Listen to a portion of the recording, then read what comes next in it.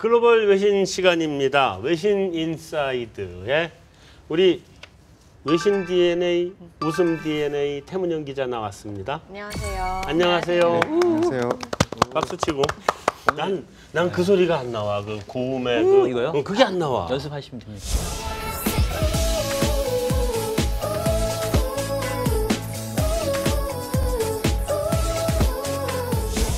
저음밖에 안 돼요.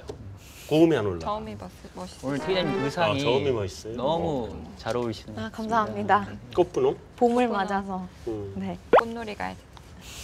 봄바람이 날리며 흩날리는 벚꽃잎이 울려. 자, 어떤 소식 갖고 왔어요? 네, 오늘 박정현 연구원이 나오신다 해가지고 네. 채권에 대한 소식으로 이번 주에도 한번 알차게 준비해봤습니다. 그러실 것까지는 일단 첫 번째 소식은 일본에 관해서 두 가지 소식을 함께 묶어서 가지고 왔는데요. 월스트리트 저널 기사입니다.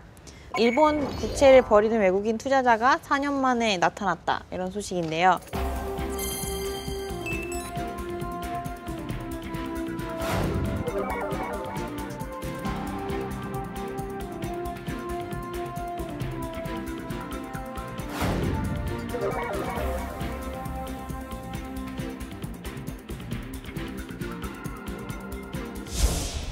일본 재무성 통계에 따르면 지난달 외국인들이 일본 채권 시장에서 3,510억 엔, 이건 우리나라 돈으로 환산하면 3조 6천억 원 정도를 순매도했는데요. 일본의 회계연도가 3월에 끝나니까 2013년 회계연도 기간 동안에 외국인들의 순매도 금액은 2조 5천억 엔으로 집계됐습니다. 외국인이 일본 채권 시장에서 순매도로 돌아선 것은 4년 만에 처음이고요. 월스트리트저널이 지적했듯이 일본은행이 과감하게 양적완화 정책을 폈고 그동안 엔화가 가치가 하락을 했고 물가가 상승하는데 일본의 금리는 오르지 않았기 때문에 외국인들이 보기에 일본 채권의 매력이 크지 않다 이렇게 느껴서 매도를 했다 이런 소식이었고요. 다음 소식으로 넘어가면은 일본 연기금 소식입니다. 역시 월스트리트저널에서 가지고 왔는데요. 세계 최대 연기금인 일본 공적연금 GPIF의 한 고위 관계자가 인터뷰에서 채권 중심의 투자를 하고 있는데 앞으로 여기에서 벗어나 인프라 프로젝트나 사모펀드에 투자할 수 있다고 밝혔습니다.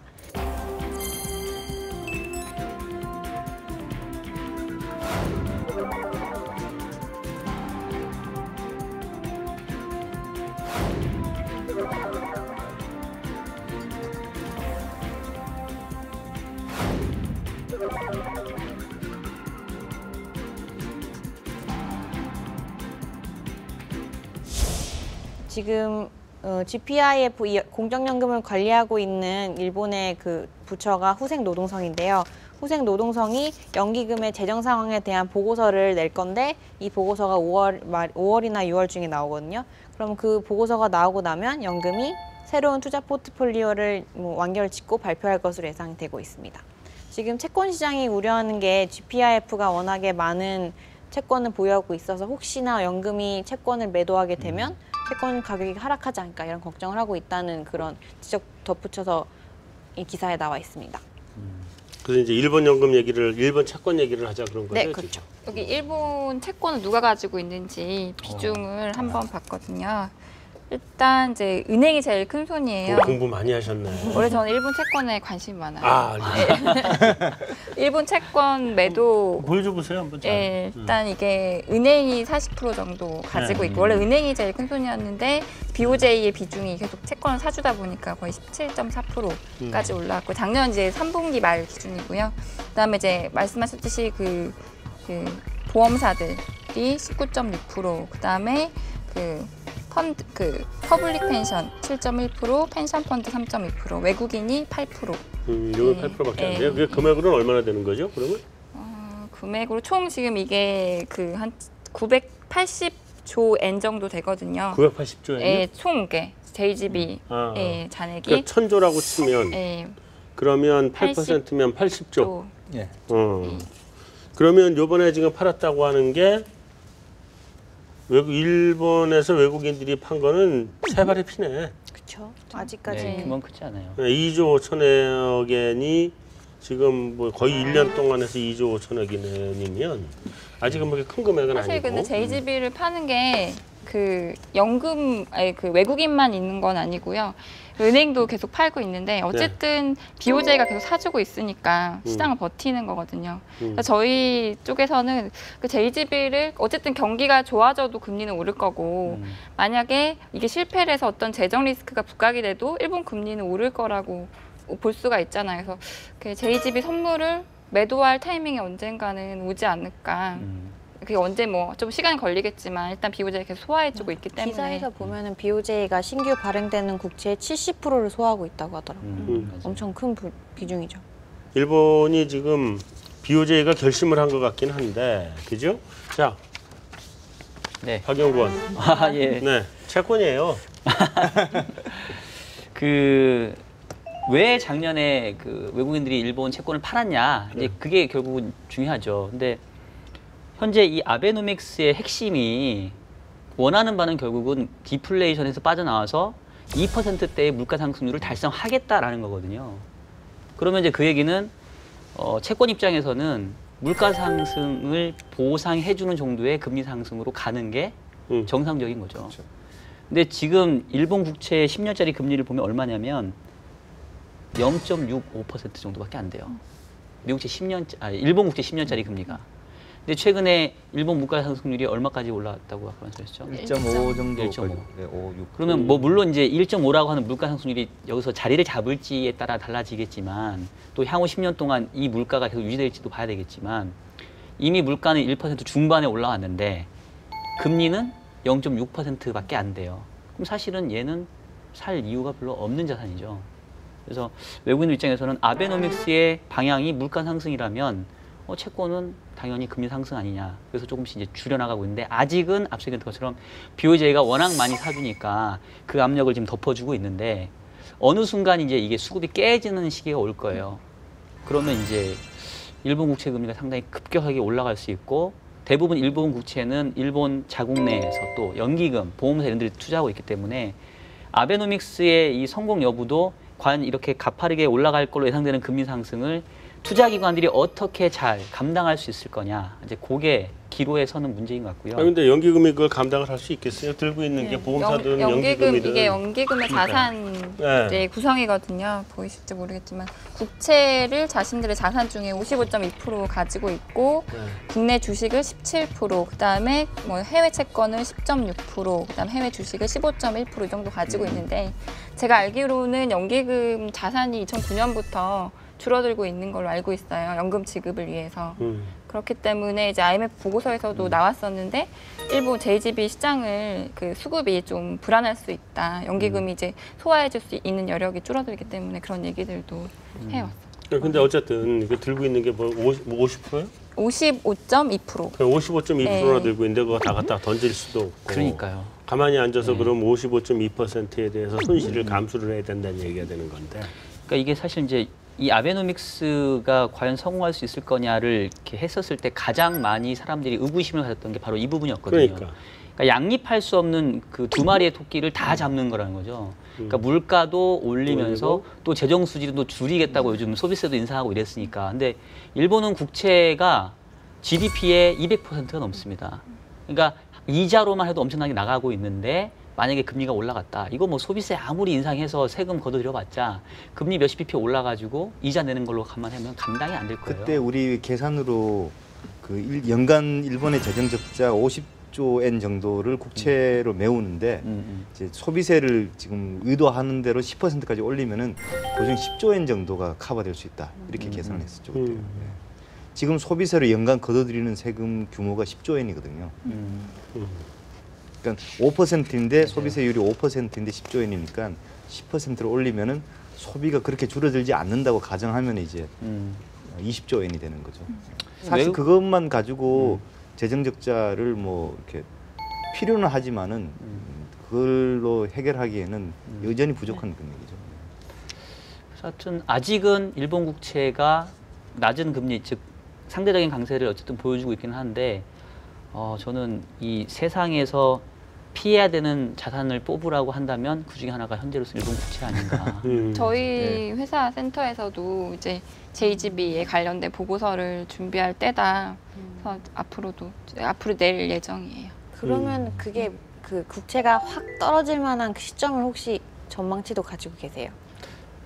아니요, 뭐 그렇게까지 아직은 저기 뭐 시기까지 보고 있지는 않은데 이제 아까 얘기했던 것처럼 지금 물가는 이미 1% 중반까지 올라왔고 성장률도 꽤 지금 높게 올라왔단 말이에요. 근데 아직은 BOJ가 막아주고 있는데 저는 사실 조금 이 수급에 약간의 균열이 좀 느껴지는 게 요번에 이 금정위에서 추가적인 조치를 안 내놨잖아요. 안 내놨죠. 뭐 물론 뭐 향후에 내놓을 수는 있지만 대부분 예상은 4월 1일 날 소비세 인상하고 빠르면 곧이어 정책 내놓을 걸로 생각했는데 현재 이 구로다 총재는 추가적인 양적 완화의 필요성은 좀 없다 이제 이런 식으로 얘기했단 말이에요. 그 얘기는 항상 이 금융시장은 그 속도하고 강도가 중요하기 때문에 지금까지 사주는 건 아무 의미가 없어요. 더 사줄 거냐 안 사줄 거냐 부분이 중요한데 더 사줄 거겠니 이렇게 기대를 했는데 더 사주지는 않는 거죠 지금. 그래서 이게 시기까지는 사실은 뭐 거기까지 제가 돗자리를 안 깔았습니다만 이게 뭐 그 소비세 인상되기 전에는 뭐 3월에 추가 양적 완화 실시하겠다. 근데 안 하니까 그래 그럼 6월 또 안 하니까 그래 7월 이렇게까지 지금 밀려와 있더라고요. 그래서 그렇게 보면 그 관점에서만 본다면 순순히 아직은 그래도 추가 양적 완화를 시기의 문제이지 하지 않겠냐 이제 이런 기대들이 조금 네네. 받쳐주고 있는데 네. 그게 만약에 이제 안 해주겠다 이러면 그때가 아마 일본 국채의 금리가 조금 상승세로 돌아서는 양적 완화라는 게 사실은 그 중앙은행이 채권을 사들이는 거잖아요. 중앙은행이 채권을 사들이는 목적은 이윤을 남기기 위한 건 아니지만 마치 그 채권 투자 기관처럼 채권을 사들이기 때문에 저는 그거 같아요. 제조업으로 비유하면 공기업이 모든 걸 다 해버리는 거죠. 이렇게 비효율이 점점 커지고 아마 뭐 난리가 나는 상황이 언젠가 올 거라고 하는데 언제 올지는 사실 아무도 모르죠. 사실 뭐 사람 한 사람이 버럭 화내는 타이밍도 우리가 잘 예측하기 힘든데 그 뭐 국채가 언제 그렇게 큰일 날지는 잘 모를 것 같아요. 다음 뉴스요. 네, 다음 뉴스 넘어가 보겠습니다. 파이낸셜 타임즈에서 가지고 온 기사입니다. 볼커룰 관련 소식인데요. 미국 연방준비제도가 은행들이 볼커룰에서 금지한 대출 채권 담보부 증권, 저번에 다뤘던 CLO를 처분하는데 추가 시한을 2년 주기로 했다는 소식입니다.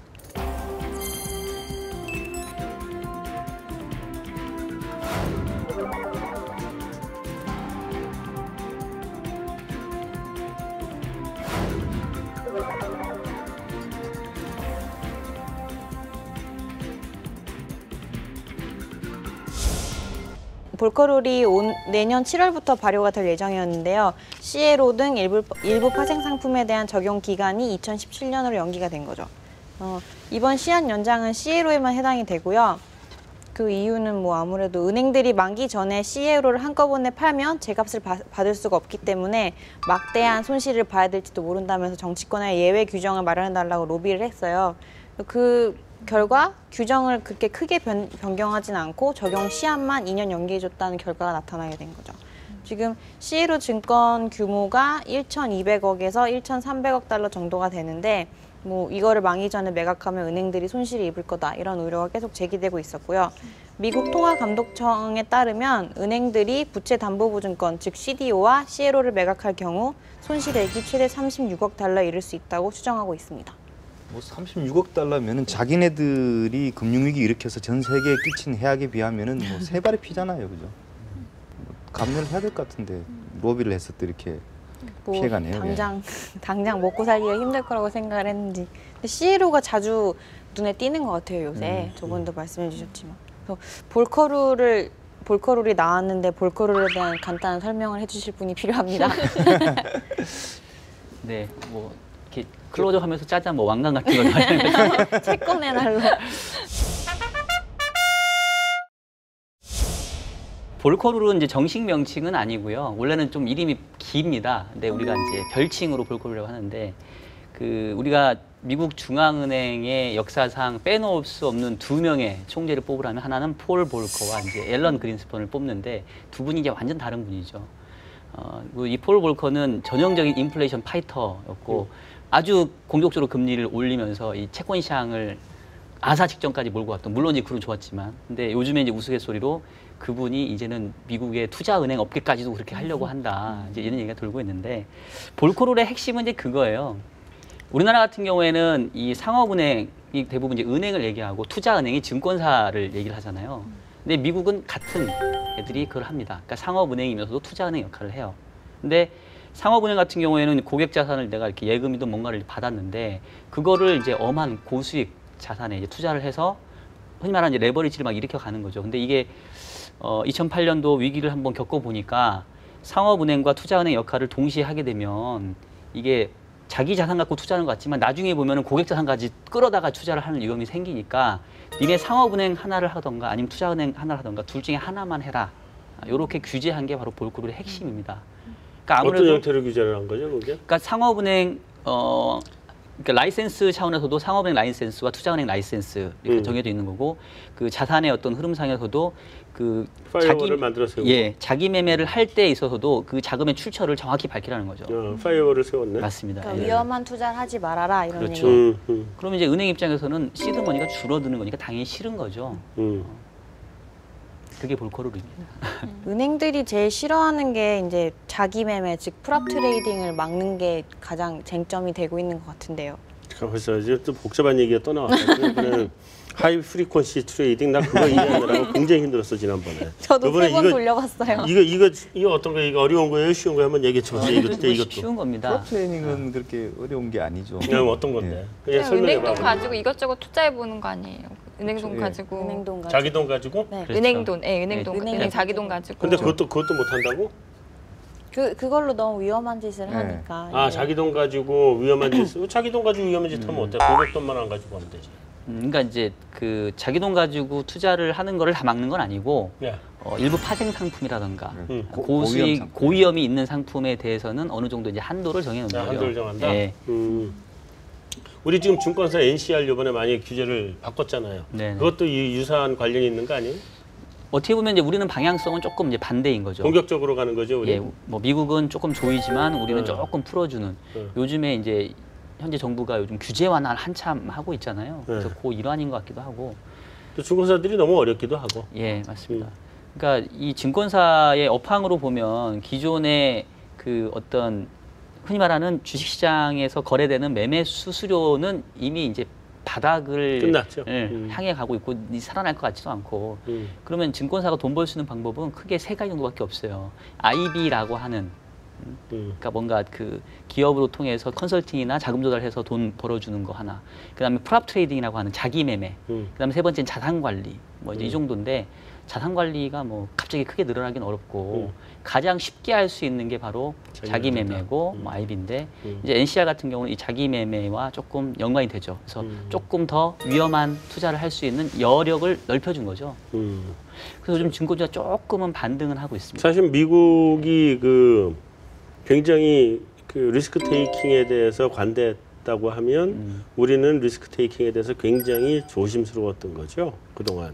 뭐 상대적으로는. 상대적으로 우리는 그런 거죠? 예. 근데 옛날에 그 우리 외환위기 때 종금사 문 닫고 증권사 이렇게 문 닫고 하는 거 보고 난 이후에 증권사들에 대한 규제가 그렇게 쉽게 풀려오진 않았던 거거든요, 사실은. 그죠? 뭐 규제 풀었다는 이야기를 사실 들은 뭐 그러니까. 했겠습니다만 별로 들은 기억은 없습니다. 별로 예. 기억이 조금씩 그래도 예. 자동법이나 이런 거 하면서 조금씩 풀어주긴 풀어줬었죠. 증권사 저희 같은 애널리스트들은 오히려 굉장히 규제가 많아진 걸 느끼고 있기 때문에 실무 입장에서는 더 예. 규제가 많아졌다. 근데 어쨌든 예. 증권주가 오른다며요. 예, 최근에. 그래서 이것 때문에요? NCR을 NCR? 조금 풀어주면서 네. 더 이상 망가질 건 없지 않느냐. 네. 이제 바닥 아니냐. 네. 이렇게 올라오고 있는데 네. 사실 증권업계에 종사하고 있는 사람 입장으로서 그랬으면 좋겠어요. 잠깐 그 말이 굉장히 의미가 있는 말인데 네. 그랬으면 좋겠어요라고 하는 거는 네. 가능성이 별로 없다. 비관적으로 본다 이런 뜻이에요? 아직은 이게 쉽게 어떤 그 영업 활동이나 수익으로 연결되기에는 조금은 시차도 있을 거고 한계도 아직은 있는 것 같아요. 그래요? 네. 나 오늘 3대 공면에서 3대 1로 끝날 줄 알았더니 잘못하면 4대 공 되겠다. 증권주도 가지고 있거든. 근데 너무 빠졌을 때는 네. 그 발상의 전환을 해볼 필요는 있는 것 같아요. 그쵸, 구조조정하고 그러면 네. 결국은 이제 이 순이익에는 좀 도움이 될 수도 있고. 나 그럼 증권주 어떻게 해? 이제 오늘 나왔으니까 한번 얘기해 줘 보세요. 갑자기 제가 종목 상담으로 아니, 자, 이제 종목 상담 아니야. 증권주 증권, 가지고 있는 거. 어떻게 해? 대형이야 대형. 이 채권 전문가한테 너무 가혹한 질문 아닙니까? 계속 주식 얘기하시는 근데- 아이고 어쨌든 내 3대 공으로는 끝났어. 분명히 제가 순위는 정해드릴 수 있을 것 같아요. 아니 언제쯤 파는지만 얘기해 줘. 그러니까 아까 뭐 여러 개 갖고 있으시잖아요. 지금 네. 부품주도 있고 뭐더라, 그치. 대금주도 해운주도 있고 있고. 그러는데 어. 그래도 증권이 제일 낫네요. 그 중에 증권주가 제일 예, 낫다고? 예. 야 그럼 나머지 얼마나 나쁘다는 거예요 지금? 일본 국채는 없으시잖아요. 일본 국채는 없어. 그러네. 네. 다행이에요. 그거는 일본 국채 내가 살 수가 없어. 금액이 너무 커서. 그거 크게 거래되잖아. 저희 집에 선물하시면 되는. 아 미치겠네. 그러니까 증권주가 그나마 그 중에 낫다. 네. 전승지 연구는 이 워낙 와중에 많이 이제 선물 회사에 깨알 같은 거. 깨알 같은 거. 정년까지 다닐 거기 때문에. 자 그래요. 오늘 여기까지 대충 그 끝을 내면 될 것 같은데 이 정도로 마무리하죠. 마칠 시간 다 됐고. 근데 지난번에 이제 몽골 출장을 갔을 때 잠시 여기 나타나가지고는 저 앞에 쪽에서 기타 치고 노래 부르더라. 그렇죠? 누가요? 아이고 그런 사람이 있더라고. 아 예. 나 기타 치고 노래 좋더라고. 부르는 거 오늘은 안 하나? 해주세요. 너무 자주 하면 네. 이게 심이 써지기 좋은데. 때문에. 안 하겠다. 네. 그러니까 네. 그 내가 없을 때만 하고 있을 때는 안 하겠다. 아, 다음번에 저기 없을 때 이거는 말씀을. 그때 봄 노래 불렀으니까 계절 바뀌면은 그렇습니다. 또 아, 한번 여름. 여름에 여름. 계절 여름 바뀔 노래로 때 여름? 한번. 여름 노래를 한번 듣더라고요. 그럼 분기별로 한 번씩 오는 거야? 아니죠. 오더라도 노래하는 거는 이제 분기에 한 번씩 하는 거예요. 오늘의 노래는 분기에 한 번씩 노래만 한다. 분기에 한 번. 그냥 다음번에 와서 노래만 하고 가겠습니다. 그것도 좋은 그래서 방법. 출연료 주시나요?